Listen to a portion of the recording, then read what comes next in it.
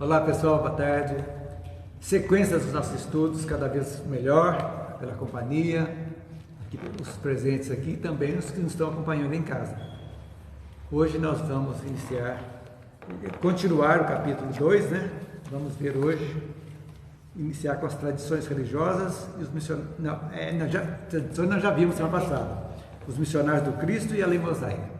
Mas, como de costume, Marina vai fazer a prece inicial para nós. Um pouquinho mais alto, Marina, para estar aí bem som. Senhor Jesus, irmão querido, obrigado pela oportunidade de nós estarmos reunidos em seu nome para mais uma tarde de estudos. Vamos agradecer a espiritualidade amiga que preparou com tanto carinho para nós esse ambiente, para que aqui pudéssemos estar com essa paz, com essa harmonia, e que possamos aprender cada vez mais as lições deixadas pelo Mestre Jesus. Queremos também pedir para as pessoas que deixaram o nome nos cadernos, os encarnados e os desencarnados, e a todos que não puderam estar aqui conosco, que possam ter uma tarde, uma semana de paz, de luz, e que a espiritualidade amiga possa ir até os nossos lares, até os lares dos as pessoas que estão assistindo ao estudo, também possa levar a paz e a luz para todos. Mestre Jesus, continue conosco, nos abençoando, nos fortalecendo, nos dando a paz e nos dando a luz, hoje, agora e sempre. Que assim seja. Que assim seja. Pessoal, como de costume, e auxiliando também o pessoal que está em casa, nós vamos fazer a leitura do livro para as pessoas acompanharem. Depois nós vamos discutir e vamos comentar a leitura. Então, quem vai ler para nós o item 2.2 é a Maria Ângela. Por favor, Maria Ângela. Os missionários do Cristo.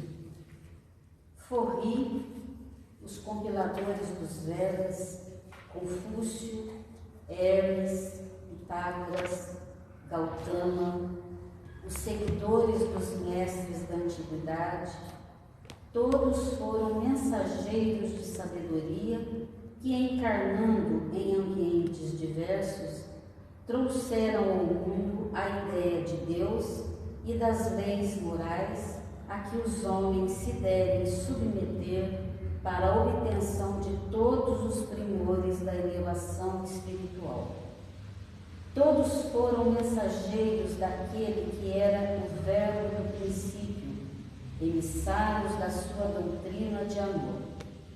Em afinidade com as características da civilização e dos costumes de cada povo, cada um deles foi portador de uma expressão do amar-nos uns aos outros. Compelidos em razão do obscurantismo dos tempos a revestir seus pensamentos com os véus misteriosos dos símbolos, como os que se conheciam dentro dos rigores iniciáticos, foram os missionários do Cristo, preparadores dos seus gloriosos caminhos. Ok. Quanta coisa temos que falar aqui. Nós que já fizemos o estudo aqui a Caminho da Luz, nós vamos verificar que realmente foi muito bom nós termos feito esse curso, né? Porque já ampliou a nossa visão. O Caminho da Luz fala de todos esses aqui. Exatamente. Estudamos um por um, né? Sofi, os Vedas e tudo aí. Então, isso é muito interessante. Então, para a gente recordar, Jesus, enviado da lei maior, que é Deus, foi o responsável pela criação do nosso mundo físico e também espiritual. Então, a agregação da poeira cósmica que saiu desde o início, agregando, chegando, as primeiras ebulições foram chegando, nós vimos tudo isso aí, daí na Gênesis, iniciando. Então, tem as destruições necessárias, mudança para novos tipos de metais, de animais, de vegetais, tudo seguindo uma sequência lógica. Então, existiam árvores no começo lá de 50, 80 metros que foram destruídas, os bichos enormes que existiram, todos também tiveram a sua época, morreram, e todos foram se acomodando para que aquilo ali fosse uma matéria fóssil que no futuro iria beneficiar a chegada do ser humano. Então foi essa sequência maravilhosa, né, que Jesus foi vindo. E ele, lógico, como sendo o co-criador do nosso planeta, ele já foi preparando tudo, todos os reinos. Ele teve, lógico, a influência dele, da sua equipe, lógico, né? O reino mineral foi chegando, as erupções, a criação de tudo isso aí, reino vegetal, tudo foi indo, até que chegou o momento de o ser humano começar então a dar os seus primeiros passos aqui no nosso orbe. Então foi aproveitado, nós já citamos isso, já estudamos isso, aqueles animais que tinham mais chance já estavam em seres fisicamente, né? Estudamos na Gênesis, os antropitecos lá, certinho e tal, que foi ali o espírito animal foi transmutado para o hominal, com todas as suas ainda deficiências. Por quê? Porque começou o domínio, né, da razão sobre os instintos, começou naquele momento, tanto que os primeiros humanos, ditos humanos, mais pareciam animais, né, tipo normal, para seguirem devagarzinho, apurando já o livre-arbítrio, que ainda estava bem restrito, o livre-arbítrio, né? Mas os instintos ainda que começaram, instinto de sobrevivência, de acasalamento, tudo com quase pouca diferença do reino animal. Foi chegando, devagarzinho. Lógico, nós estudamos aqui que os enviados de Capela nos ajudaram muito, mas antes de Capela, outros povos de outros planetas já tinham chegado aqui, como, por exemplo, a civilização chinesa, que nós já estudamos, que veio com o mesmo objetivo dos capelinos, mas eles se insularam, ficaram mais restritos, fechados. Quer dizer, 30 mil anos antes, já a civilização chinesa é uma coisa fantástica, criaram muitas coisas, mas o objetivo seria espalharem.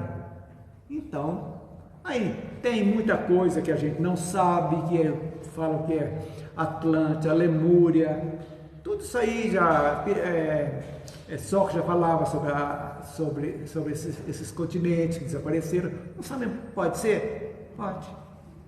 Por quê? Porque existiam já pessoas, hoje as escavações já mostram, né, dos restos aqui na América do Sul, na América Central, de vários povos também evoluídos que mais ou menos equivaliam às pirâmides lá. Tinha pirâmides no México, pirâmides na América Central. Então tudo isso aí é uma coisa que é interessante, vai vir à tona um dia, mas não é realmente, não deve ser motivo de discórdia isso aí pra gente, porque isso não interessa se veio aqui, se veio aquilo ali. Sabemos que vieram a nos ajudar de outros planetas que estavam em ascensão e que precisavam, aquelas pessoas que não acompanharam esse processo ascensional, foram trazidos para outros orbes. E aqui recebemos, como a civilização chinesa foi a primeira, e depois os exilados de Capela, que vieram também. Forri, por exemplo, é da China, quer dizer, já era. Então, tudo isso para dizer sobre os missionários que, a partir desse momento, Jesus já resolveu, como se chegasse nós aqui falando: olha, a Terra já está começando, Margot, você vai agora, você vai começar lá. Veio, se perdeu, não deu certo, falou, vem. Depois Eliana. Na sequência, foram chegando, então todos são enviados. Então nós podemos tirar uma conclusão, que na realidade todos esses enviados, mesmo falhando, ainda mostraram coisas boas, muito boas ficaram, que os homens às vezes deturparam muitas coisas, né? Então, por exemplo, os Vedas, né, da Índia, espetáculo. E aí deu problema, os arianos saíram, já foram povoar a Europa, já o resto da Ásia já seguiram em frente, mas a tradição já era enviados de Jesus, o Cristo. Aí a gente tem que definir bem. Nós vamos falar Cristo antes dele chegar aqui, que aqui ele assumiu carnalmente o nome de Yeshua, Jesus. Então o Cristo, foram enviados do Cristo, né? Que ele não estava encarnado ainda, ele era um espírito lá de luz, os espíritos puros que Emmanuel fala para nós lá no início do caminho da luz, né? Uma colônia, um mundo, uma comunidade de espíritos puros que ele dizia lá, né? E Jesus era um desses aí. Então, todos esses aí, podemos crer que eram espíritos muito, muito elevados também, que vieram como precursores.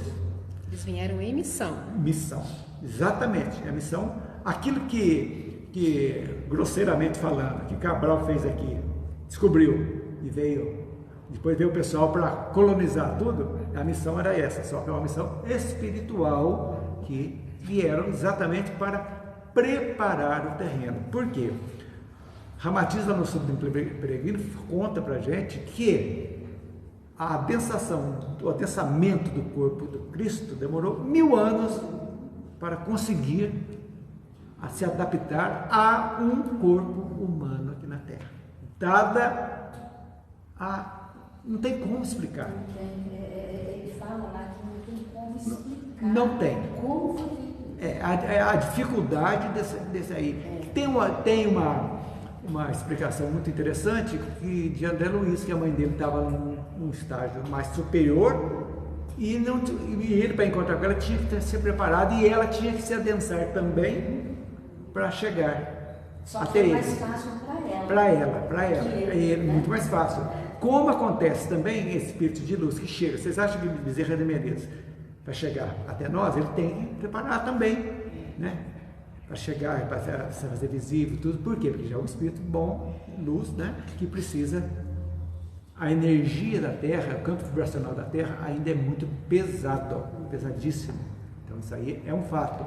Então, quando o espírito já é quintessenciado, já está bem sutil, ele tem dificuldade, sim, de chegar aqui. Então, esses missionários, todos, Confúcio, na China também, com as histórias, Hermes Trismegisto, isso aí é fantástico.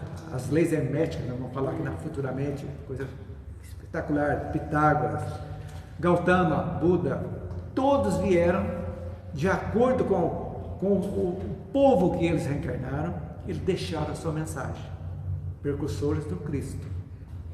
Como também houveram os precursores da doutrina espírita, aquele sueco lá, Swedenborg, que veio antes falando, e vários outros, Mesmer mesmo com o seu, né, falando a respeito do magnetismo, todos eles foram precursores, chegaram. Então sempre o leme é do Cristo, o leme é do Cristo, né? Lógico, Deus, e ele presta conta para a energia maior que é Deus.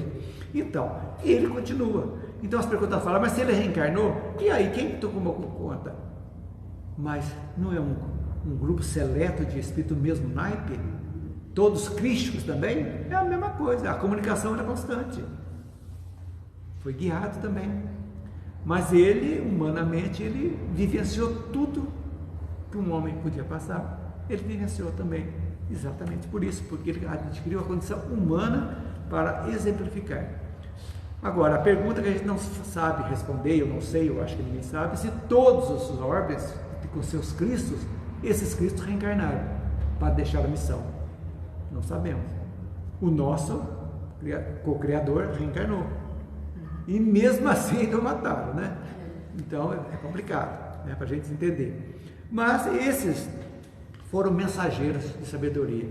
Então, qual a conclusão que a gente tem disso? Que nós jamais estamos sozinhos. Como eu já disse há pouco, não existe solidão. Nós estamos rodeados de espíritos. Sempre estão e sempre estaremos, sempre estivemos. A companhia é constante. Agora, o tipo de companhia, nós que escolhemos. É um fato. Não tem como. Se escolhemos bem, companhia boa. Se escolhemos mal, nossos pensamentos é o que vai nos guiar também de alguma forma, influenciar nossas escolhas. Quer dizer, influenciar, mas não vai determinar, porque determinismo é uma coisa.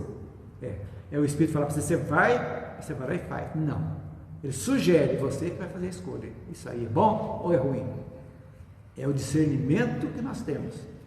Porque a partir do momento que nós recebemos nosso corpo nominal e começamos a ter o pensamento contínuo e sabendo, escolher, entendendo o reflexo das nossas escolhas, nós começamos a nossa evolução de fato e de direito, a partir desse momento.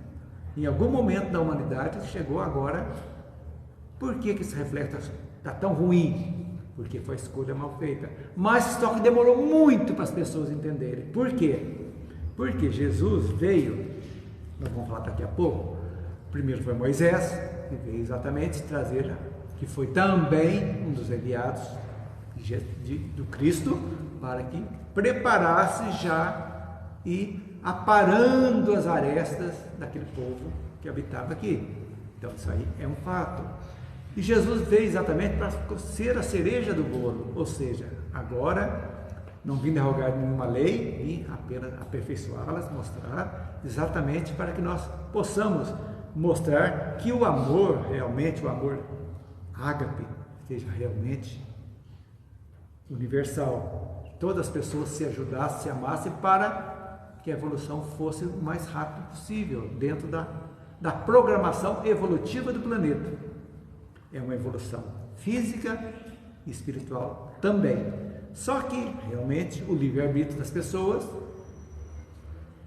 complicou. Por quê? Acharam que as coisas materiais, a necessidade, a coisa mais interessante, né? Os cristãos eram os perseguidos, concorda? Depois que a igreja se aliou, quem que foram os perseguidos? Os próprios cristãos, que eram considerados hereges.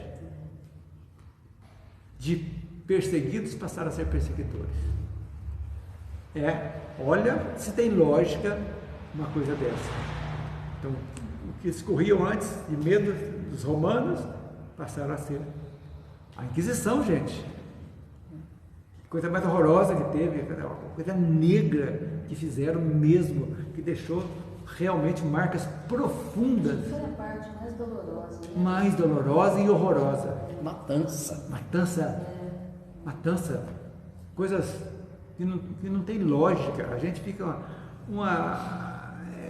algo que o ser humano, dada a nossa inferioridade, que já deveríamos estar bem mais evoluídos moralmente, eu acho, se nós tivéssemos ficado realmente observando o cristianismo primitivo, né?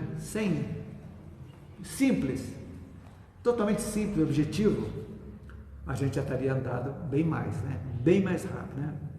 Então, Emmanuel diz para nós que essa participação desses seres, desses enviados dos seus povos originários também foi importantíssimo para pavimentar o caminho para a chegada e para a evolução, para que nós pudéssemos mais rapidamente deixarmos o mundo de provas e expiações rápido e adentrarmos no mundo de regeneração, onde a gente fala muito isso aqui, né? O mundo de regeneração, o bem vai superar o mal. Tudo bem. Como é que está o mal e o bem dentro de cada um de nós? Se nós somos o planeta, nós somos o mundo. Como que eu estou dominando? Já no mundo de regeneração. Já, tem muitas pessoas já estão em frequências boníssimas, frequências evolutivas de quinta dimensão, já tem, graças a Deus.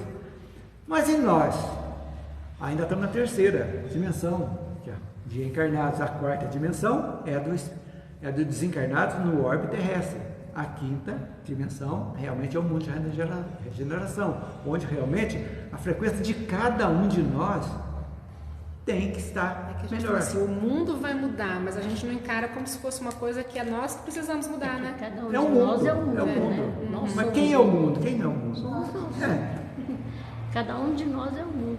Então, aí a gente vai e volta. Por isso que um dos motes da doutrina espírita reconhece o verdadeiro espírita pela sua transformação moral. E o outro, fora da caridade, não há salvação. Então, aí você vai vendo que as coisas chegou na hora certa. Então, Kardec foi também um dos missionários do Cristo, que veio exatamente para trazer, para tirar as alegorias que colocaram no cristianismo, né? Tirar tudo. E a coisa mais interessante, que ele jamais deixou de dizer que ele era apenas o codificador, não é um kardecismo que ele criou. Doutrina espírita. Mas tem pessoas que usam todo esse termo, isso. Né? Por quê? Para não personificar. Exatamente. Porque se você personificar, você restringe. A doutrina não é de Kardec, é dos espíritos. Dos espíritos, ele fala literalmente, a doutrina dos espíritos, né? Então, para servir para todo mundo. Porque a base da doutrina espírita é a moral. O resto são estudos naturais, leis naturais. A mediunidade é uma coisa natural. Que todos nós somos médios em algum momento. Uns desapontam mais rápido, com mais habilidades. Mas quem não teve intuição na vida? Sonhos reveladores, quem não tem em algum momento na vida? Tem. Tudo isso faz parte. A intuição é algo fantástico. E quando você escuta mesmo o seu coração, a sua intuição, você faz escolhas melhores. Uma vez uma pessoa me falou, só muito tempo, quando eu comecei a ia frequentar o outro centro espírita, ela me falou assim, presta atenção que à medida que você for conhecendo o espiritismo, lendo, se envolvendo com o espiritismo, você vai ficando mais sensível. Com certeza. Vai tendo uma sensibilidade que você nunca percebeu que tinha. Mas aí, com o conhecimento do espiritismo, a gente vê isso numa porção de coisa. Independente de ter a mediunidade em evidência, sim, não é? Mas aquela sensibilidade, por causa de conhecer as leis de Deus, sim, conhecer tudo, a gente fica mais perceptível. E às vezes a gente acha assim que para ajudar alguém você fala, não tem nada, mas tem muito como ajudar. Tem uma historinha de Bezerra de Menezes interessantíssima. Ele saiu da reunião no Rio de Janeiro, na FEB, chegou um senhor desesperado, falando que estava sem emprego, estava com dificuldade, e Bezerra não tinha nada com ele, não tinha nada, só tinha o vale do bonde para ir para casa, até o anel ele já tinha doado. E ele se tocou, emocionou tanto. Ele falou, eu não tenho nada para te dar, meu irmão, mas Maria Santíssima, né, o Espírito de Luz vai te ajudar. Eu só tenho um abraço para te dar, até arrepia. E ele abraçou, não sei se vocês já viram essa história, abraçou, aquele abraço gostoso, e falou para ele, você chega em casa e abraça toda a sua esposa e teus filhos também. É o que eu posso te dar. Ele fez isso, chegou em casa, abraçou, e oraram também, falou, até arrepia. E tomaram a água. Só tinha água em casa, não tinha nada para comer. E aquela água foi o alimento da família, que conseguiram dormir bem. Fantástico. Maravilhoso. E qual o resultado disso na semana seguinte? Ele voltou, né? Voltou e contou para o Bezerra, né, a respeito disso aí. Já tinha até um emprego arrumado. Um emprego. Você entendeu? O que é a pessoa se dispor a... Esse é o amor. E não é só o dinheiro que nós temos que dar, não, ou só a comida, não, é algo maior. Agora vocês imaginam a energia desse abraço, né? Que qualquer um de nós tem essa capacidade também, né? Então, quando você vê alguém sofrendo na rua, alguma coisa aí, você não é coitadinho, não, é um irmão nosso que precisa de água. Você não tem dinheiro para dar nada, manda luz para essa pessoa, gente, deseja um bem, alguma coisa. Isso aí, nós estamos pôr no adubinho bem que está dentro de nós, está começando a desabrochar, dominando o egoísmo, o orgulho. É sinal que ninguém precisa saber, é coisa íntima tua, você está fazendo, ninguém, melhor ainda, né? Não tem que contar para ninguém, mas é algo que faz que a gente se aproxime mais do Cristo, do ensinamento dele, dos ensinamentos dele. É isso que é interessante a gente saber, e vale a pena. Então, esses precursores que ainda estão chegando aos montes agora, vocês querem saber? Divaldo já tem uma história que ele fala, parece que são 250 espíritos de escola, 250 mil, estão chegando, já começaram a chegar reencarnados para ajudar a alavancar essa nossa melhora. Fora que a criançada que está vindo agora também. Muitos são de outros, mas a maioria foi preparada, foi daqui mesmo, que estavam lá, se prepararam e estão voltando com outras ideias também, totalmente. Então, as coisas não tem como parar mais. Agora não tem freio mais que segure. É uma Scania borra abaixo. Vamos que vamos. E assim, por isso, da importância da gente entender que nós não estamos sozinhos. Precursores sempre existiram, os maiores, continuam chegando do mesmo modo. Não tenham dúvida disso, cada vez mais chegando, desabrochando, e aí as coisas vão devagarzinho chegando. Então, o que mais que ele fala aqui? Ô Cleber, essa frase aqui, amai-vos uns aos outros, como eles falam aqui, em afinidade para os povos de cada povo, cada um sim. a expressão do amai-vos uns aos outros.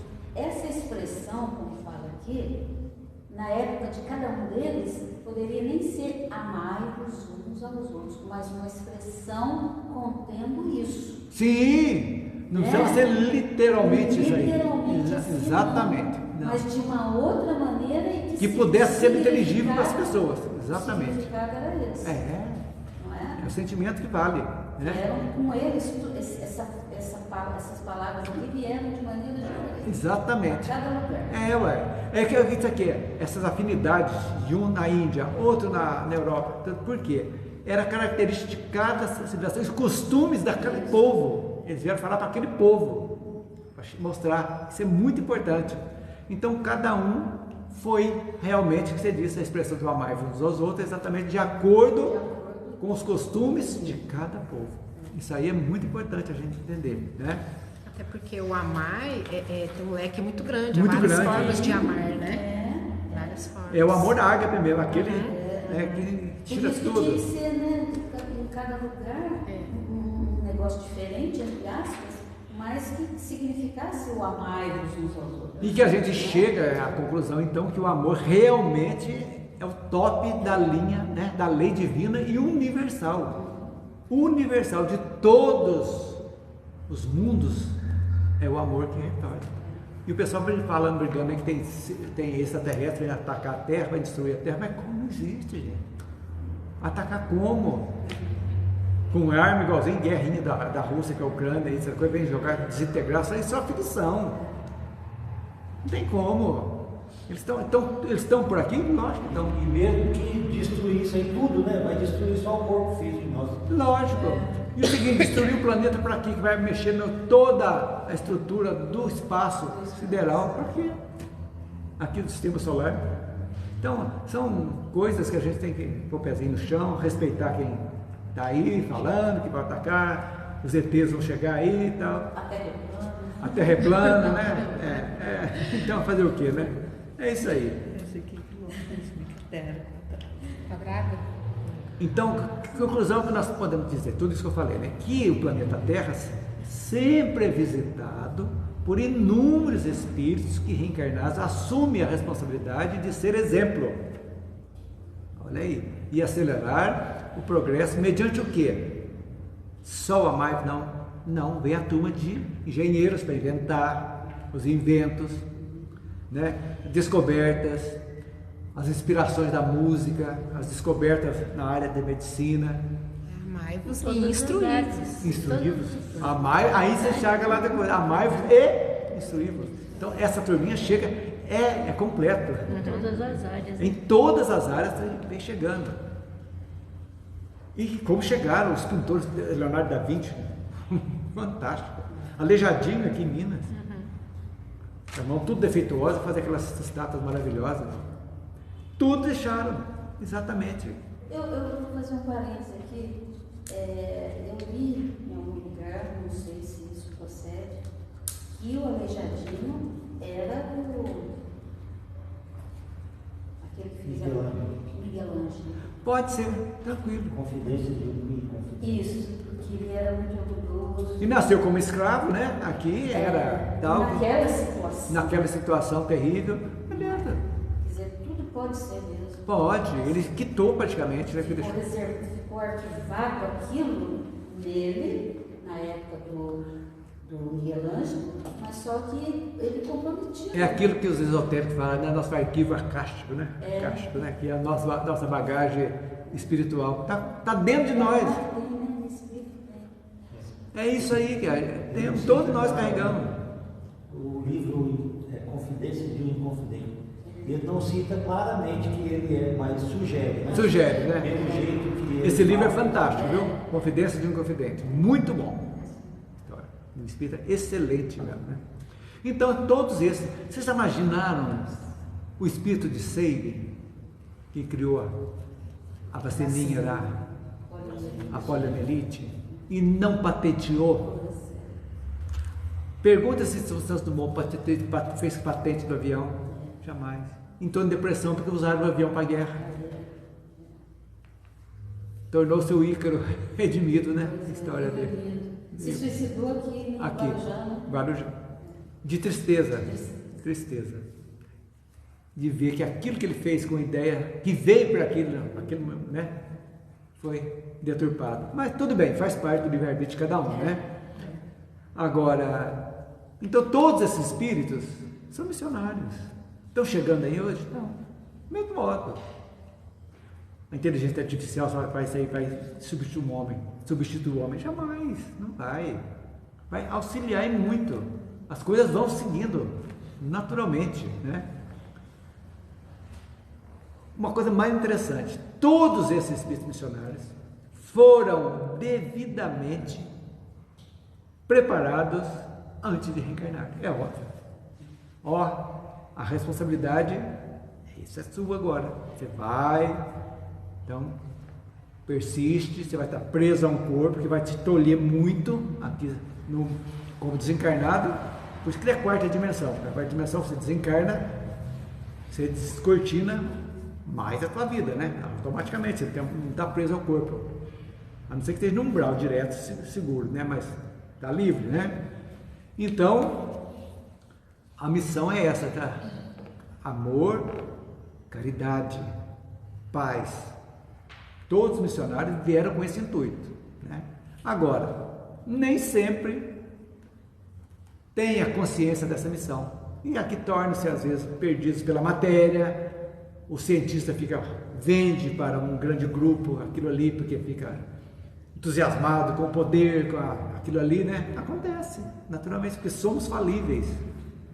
E a espiritualidade não interfere, deixa realmente as coisas fluírem. Porque devagar é o rebanho, é os boiadeiros tocando o rebanho. São ali 10.000 vacas, bois, sei lá.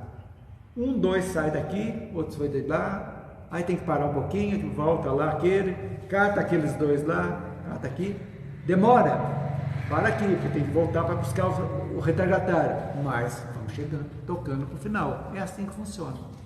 Então a gente vai devagarzinho chegando.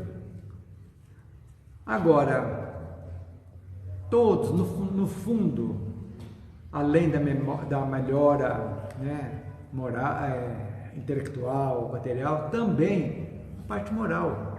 Porque um cientista, a parte moral dele deve influenciar também, deveria influenciar, né?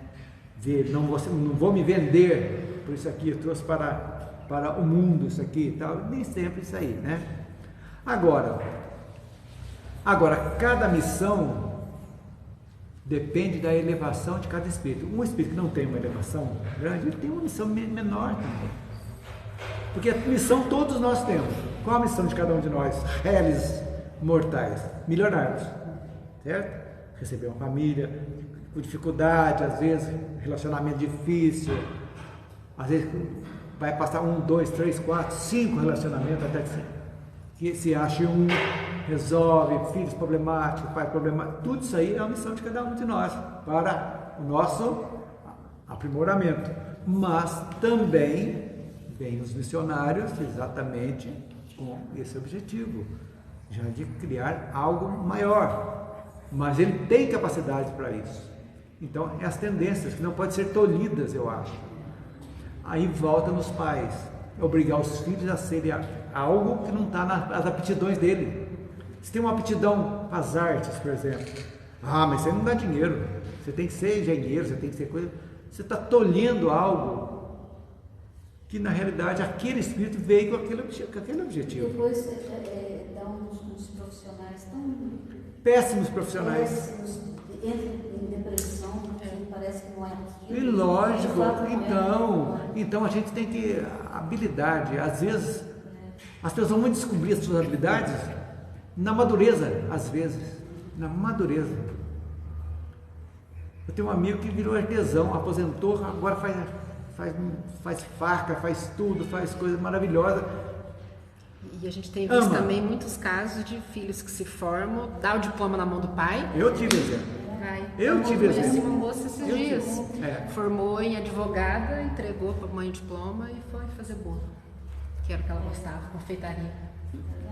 Mas então, isso aí é o respeito às aptidões, porque os pais, olha, avaliam, vê aquilo ali. Não preocupa com coisas materiais, não. Então, as coisas acontecem. Então, é isso aí. E antigamente, olha, o pai escolhia com quem ia casar com as filhas, era tudo arranjado, inclusive na monarquia, né? Até hoje praticamente, agora que desvirtuou tudo, né? Antigamente já sabia, com 10 anos, você vai ser mulher daquele lá, já sabia. E o molecão também, você vai casar com aquela lá. Então, essas coisas, hoje... Casava-se com filha do inimigo para poder conquistar terras. Olha, bem lembrado, unir para... Acho que foi Da Áustria, da França também, não foi? França, Da França França, que casou. Teve. Então, tudo isso a história traz para nós, de ver a beleza. Então, os missionários estão aí. Sejamos nós, de acordo com a nossa capacidade, também os missionários não sabemos. Por exemplo, né? Estamos aqui estudando, está ótimo. Vamos depois distribuir esse conhecimento para outros? Excelente. É uma missão também. Por isso Kardec fala, a maior caridade que faz para a doutrina espírita é a sua divulgação. É a melhor coisa que tem. Por quê? Porque não tem, é uma doutrina certinha, sequinha, não tem adereço. É o cristianismo, né? O Jorge Elahassa, ele conhece, né? Ele fala uma coisa muito interessante. Ele fala, por que no Brasil tanta literatura espírita, tanto divulgador, tanto palestrante, tanta gente que... Por quê? Porque nós estamos aqui nos preparando, porque na próxima encarnação nós vamos nascer na China, na Índia, na Indonésia, não sei aonde, no Japão, e nós vamos divulgar, porque o Evangelho tem que ser divulgado em todos os cantos do planeta. Então nós estamos... Quem sabe nós estamos nos preparando para futuras missões, né? Sermos divulgadores. E ele abre um parênteses nisso, falando das dificuldades que nós vamos ter em determinados países. Então, exatamente, por isso mas que eu falei. são aqueles espíritos que se prepararam para levar. Seremos os apóstolos do Espiritismo. Apóstolos do Espiritismo, exatamente. Nos preparando aqui, por quê? Porque o conhecimento aqui... E no país nenhum. Não perde, você está estudando aqui, é bagagem nossa. E lá na quarta dimensão que nós tivemos, nós vamos abrir mais ainda para você entender mais certas coisas. E nos prepararmos para reencarnar. Em lugares onde necessita da divulgação. A Eliana vai para a Europa. Eu vou deixar você voltar. Se Deus quiser, aqui eu não volto. Olha, você está precisando. De repente você vai para a China, você vai para a Índia. Pode ser. Vai para o Iraque. Para o Iraque. Para África. É isso aí. Ok, gente? Tá bem diluído isso aí dos missionários? Alguma pergunta? Não, né? Beleza, né? Então agora nós vamos ouvir nosso amigo GG, popular Geraldo, ler para nós a Lei Mosaica. Ele tem um vozeirão, isso aí não tem problema. A Lei Mosaica. A Lei Mosaica foi a precursora direta do Evangelho de Jesus. O protegido de Termutes, era a mãe adotiva dele, né? depois de se beneficiar com a cultura que o Egito lhes podia prodigalizar, foi inspirado a reunir todos os elementos úteis à sua grandiosa missão, vulgarizando o monoteísmo e estabelecendo o decálogo sob a inspiração divina, cuja determinação são, até hoje, a edificação basilar da religião, da justiça e do direito, se bem que as doutrinas antigas já tivessem arraigado a crença de Deus único, sendo o politeísmo apenas uma questão simbólica, apta a satisfazer a mentalidade geral. A legislação de Moisés está cheia de lendas e de crueldades compatíveis com a época, mas escondida de todos, Escoimada de todos os comentários fabulosos a seu respeito. A sua figura é, de fato, a de um homem extraordinário, revestido dos mais elevados poderes espirituais. Foi o primeiro a tornar acessíveis às massas populares os ensinamentos somente conseguidos à custa de longa e penosa iniciação, com a síntese luminosa de grande verdade. Perfeito. Escoimada quer dizer livres, gente. Livres de todos os comentários. A palavra escoimada. E Termutes foi a filha do faraó, né, que achou Moisés lá no cestinho, no rio lá e o criou. Então, podemos dizer então que a lei mosaica foi a precursora direta do Evangelho de Jesus. Não tenha dúvida disso, né? Então Emmanuel reconhece o legado espiritual e moral da primeira revelação. Então, primeira revelação, Moisés, segunda, Jesus, terceira, a doutrina espírita, né, que vieram nessa sequência, né? Ressalta o avanço que para a época representaram os 10 mandamentos, para a regulação da sociedade e o protagonismo da figura de Moisés, né, na estruturação da fé monoteísta. Gente, era tudo solto, era um absurdo aquilo ali. Então tinha que pôr um freio, colocar alguma coisa de moral, de medo, precisava do temor, porque é a única coisa realmente que segurava o povo. Então ele teve que usar essa habilidade. Ele foi também um dos grandes espíritos de luz que vieram exatamente nessa primeira etapa. Por isso que os 10 mandamentos é tudo não na frente, né? Não, exatamente. Era tinha que ser. Rodar mesmo, né? Rodar. Exatamente. São válidos até hoje. Até hoje. Sim, na frente. Então Jesus veio, ele não veio derrogar, né? O Cristo não veio derrogar nenhuma lei, mas aprimorar. Se antes era olho por olho, dente por dente, agora oferece a tua face. Você tomou coisa, oferece a tua face. Ou seja, o amor de uma forma bem ampla, né? Esse seria o ideal, né? Então, Emmanuel também destaca a mediunidade de Moisés, porque ele recebeu mediunicamente as tábuas da lei, né? Os 10 mandamentos foi primeiro médium, né? Lá foi uma Escrita direta, até usando, né, da energia do, como é que fala, do efeito físico, né? Isso. Efeito físico de Moisés, usando aquela energia, né? Então, o que mais? De fato, a lei de Moisés foi essencial para a realização do trabalho posterior de Jesus, não tenha dúvida. E foram mais de 1000 anos entre Moisés e Jesus, acho que 1400, se não me engano, 1500 anos entre Moisés e Jesus. Então, só que antes de Jesus ainda veio João Batista, exatamente, com uma missão também de já dizer, está chegando um homem aí, já chegou. Aí, realmente, em poucos anos de diferença de Jesus, né? Ele, que era primo, né? Serão primos, né? Então, é preciso identificar os pontos de aprimoramento a ela exercidos pelo Mestre Nazareno, né? E que cada fase da revelação venha a seu tempo, conforme a capacidade dos indivíduos de acolhê-la. Então, naquele tempo, se falasse de amor, iam rir da cara dele, né? Que amor esse? Você tomava, matava, você acabava de matar e estava escovando os dentes. Escovando os dentes, não tinha escovado os dentes, mas dizer, né? E estava comendo ali o seu trigo ali, palitando com osso de bicho, né? Então estava tranquilo, né? E não tinha essa noção de moral, já tinha ideia do Deus único, né? Mas que era um Deus que castigava mesmo, bravo, que exigia sacrifícios, né? Imolava o cordeiro, depois os pombos, tinha que dar para acalmar ele, porque senão vinha desgraça.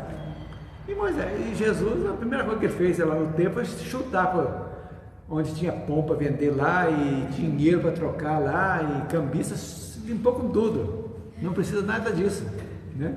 Ele foi um revolucionário mesmo, né, na época, né? Coisa de doido, né? Mexeu com a estrutura.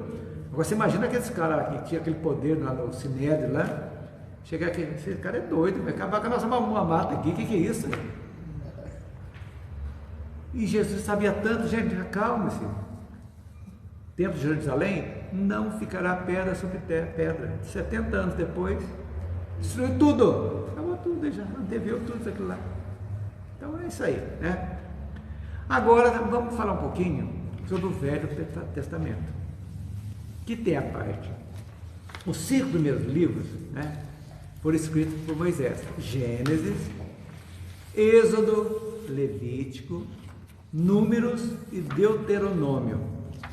E esses são um conjunto de livros que é denominado pelos judeus a Lei ou Torá, ou seja, Lei de Moisés.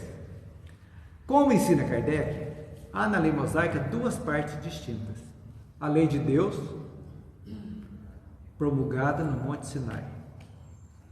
Essa é a lei divina. É os 10 mandamentos. Os 10 mandamentos. E a lei civil, que Moisés tinha, o código de costumes da época, ele tinha que, de acordo com o entendimento da época, teve essa parte legal dele, poder ser a lei civil ou disciplinar. E tem muita coisa dura na lei lá, você não vê. Não pode comer esse tipo de carne, outra carne não pode, você tem que fazer isso, entendeu? Então isso aí são leis civis. Porque os 10 mandamentos são 10, eles têm muito mais, né? Tudo essas leis de Moisés é tão... Então, mas aí ele adaptou de uma forma dura ainda também, dizendo então, que, do Deus bravo, né? Essas 10 leis do Decálogo. Tinha muito mais ali que ele fazia para não deixar o povo passar aqui. Então, é a lei civil que foi adaptada por ele, não foi a lei divina, foi a lei civil que tinha. Como tem o código nosso aqui, Código Civil, Código Penal, Código Processo Penal, tudo isso aí tem isso aí, né? Então, decretada por Moisés. Uma lei de Deus é invariável. Os 10 mandamentos são invariáveis, né? E a outra apropriada aos costumes e ao caráter do povo, que modifica-se com o tempo, né? Que muita gente vê aí, não quer modificar até hoje, acha que os evangelhos vão procurar lá no Velho Testamento os 10% lá da coisa. Quer dizer, mistura tudo para ver. Bem, tudo bem, cada um está na sua. É por isso que se torna impensável nos nossos dias apedrejar até a morte uma mulher pega em adultério, e fazia da lei de Moisés isso na época. Então, deixa eu ver se eu entendi. Deus mandou os 10 mandamentos para Moisés como uma forma de um freio moral. E aí Moisés, no entendimento dele, ele passou isso como um castigo para as pessoas que ferissem essas leis e adaptou ao conhecimento dele, é isso? Não como castigo, mas uma adaptação para você não cair naquela lei lá. Você tinha que seguir certos rituais para não fazer aquilo mais, entendeu? Porque fala da mulher adulta, mas não fala do homem adulto. Na realidade, ele não mexeu nos 10 mandamentos que não. Deus mandou. Ele acrescentou leis morais que era para dominar o povo, para não deixar que o povo, né? Porque os costumes eram bárbaros. Bárbaros. Então ele tinha que pôr freios. E ele fez essas outras leis morais, mas baseados naquilo que ele recebeu. O pano de fundo eram os 10 mandamentos. Só que ele abriu leques para poder dominar. o povo se... Por exemplo, lá a circuncisão dos judeus, ele colocou, é uma lei, não tem nada a ver com a lei moral, os 10 mandamentos. E até hoje, se não me engano, até hoje os judeus não praticam, fazem por a causa de circuncisão. higiene, né? Eles fazem isso. Hoje fala que é higiene, mas na época tinha que ser, todo judeu era circuncisado, era um menino, cabelo das três já cortava. Então, são costumes, então muitos dos costumes foram adaptados, que estão nessas leis aí, né?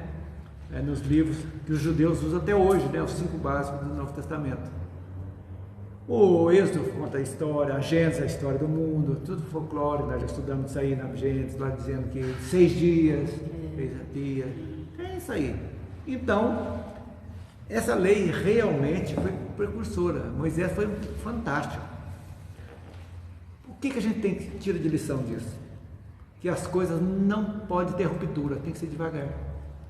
E foi na época dele, no tempo dele. Naquele tempo era aquilo que o povo tinha capacidade de entender. Moisés muito inspirado, né? Muito Inspirado, lógico, ele era um médium, não tenha dúvida, muito. Né? Gente, ele foi lá para o Egito, criado no Egito, com todos os costumes egípcios, que tinha espiritualidade do Egito, muito grande. Ele foi um daqueles iniciados no Egito. E os iniciados lá nos grandes sacerdotes do Egito tinham o costume de a mediunidade, eles conversavam, entre aspas, com os mortos, e ele era um dos. Mas chegou o momento do chamado, veio, se preparou, já estava preparado no mundo espiritual, recebeu mais como encarnado, ali não. E o que ele fez aqui? Uma coisa muito interessante. Vulgarizando o monoteísmo, quer dizer, mostrou que Deus é bom, se você fizer tudo, se você não matar, se você não roubar, se você não prevaricar, você vai ter o paraíso. Então vulgarizou com o populacho, todo mundo já começou a entender. Porque antes dele, o monoteísmo era conhecido só pelos iniciados, né? E a partir dele, o monoteísmo foi... E o povo, o hebreu, foi o primeiro povo a acreditar num Deus único. O resto, todos eram politeístas, nós já estudamos isso. E os hebreus não, já foram um povo, por quê? Porque já vieram de Capela com essa ideia latente dentro do perispírito deles lá no íntimo deles. Então, nada mais, nada menos do que eles eram orgulhosos lá em Capela? Eram. Eles eram fechados, não misturavam? Era. Continuaram aqui do mesmo jeito. Mas já tinham essa capacidade de Deus único que veio na época certa. Né? Então, por isso que foi aproveitado. Podia ser qualquer outro povo, mas eles era o que estava pronto naquele momento para receber. Foram dos enviados de Capela também. Então, o que mais temos para nós aí? Tudo orientado, né, pai? Porque o Moisés que tinha essa capacidade de difundir a crença do Deus único e o povo que estava em condições de...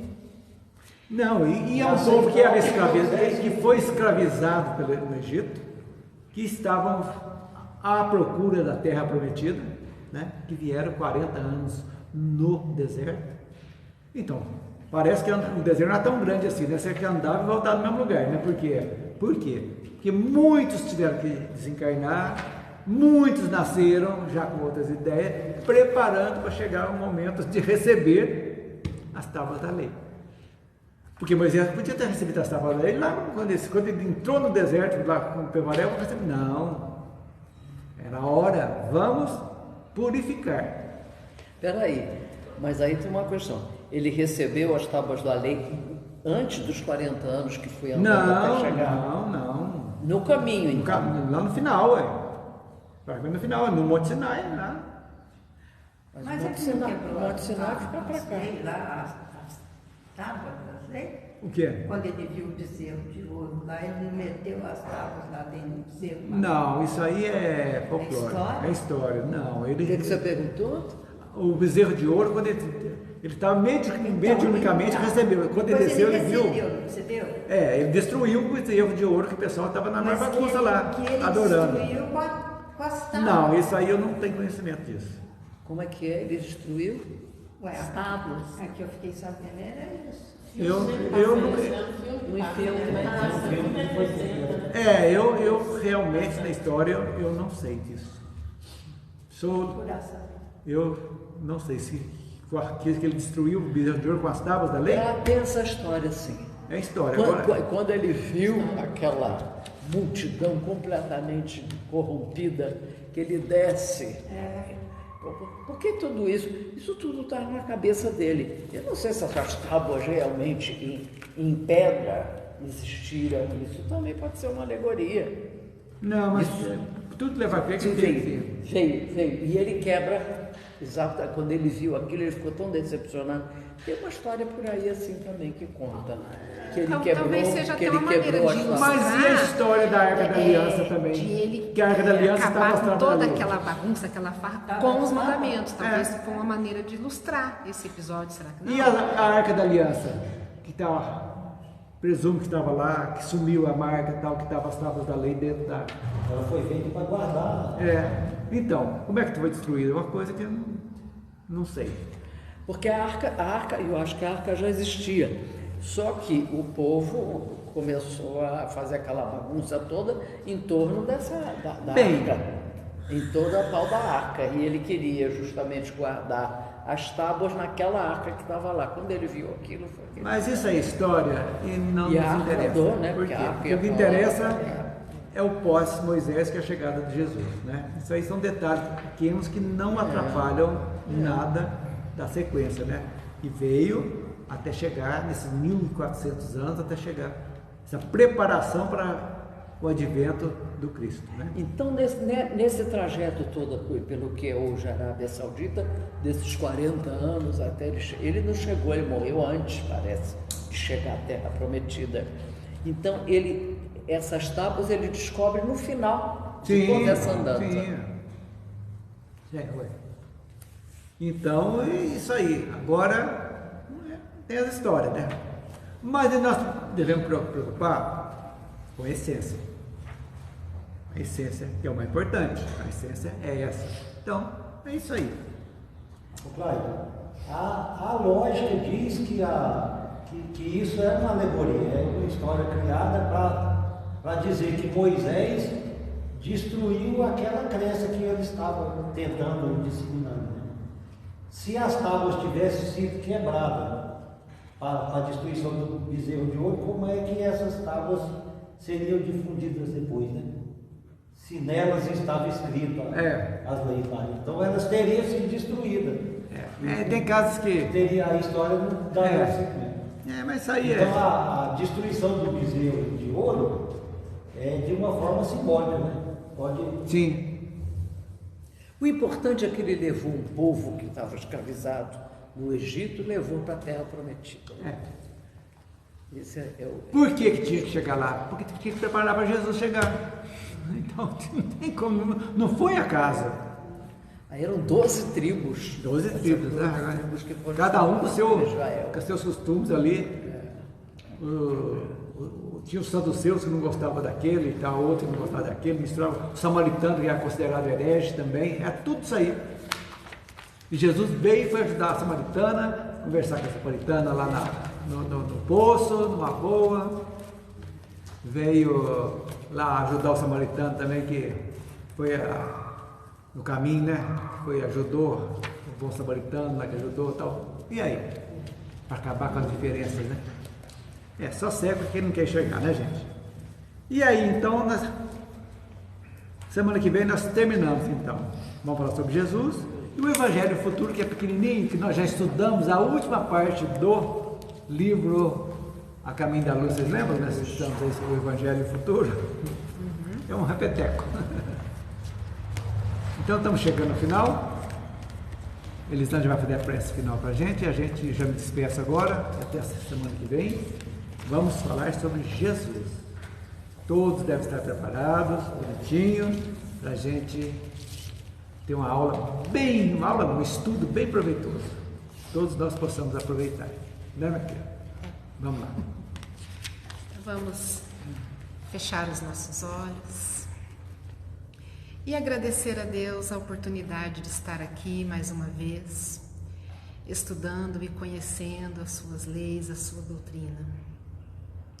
Vamos pedir à espiritualidade que fluidifique a água que vamos beber, que coloque nela todos os remédios necessários para a cura de nossos males.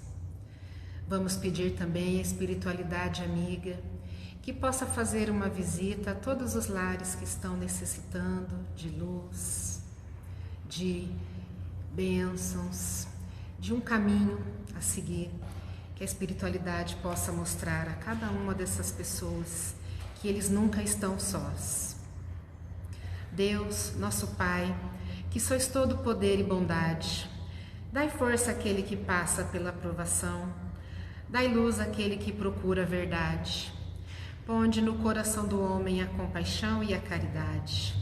Deus, dai ao viajor a estrela guia, ao aflito a consolação e ao doente o repouso. Pai, dai ao culpado o arrependimento, ao espírito a verdade, à criança o guia, ao órfão o pai. Senhor, que vossa bondade se estenda sobre tudo o que criastes. Piedade, Senhor, para aqueles que não vos conhecem, esperança para aqueles que sofrem.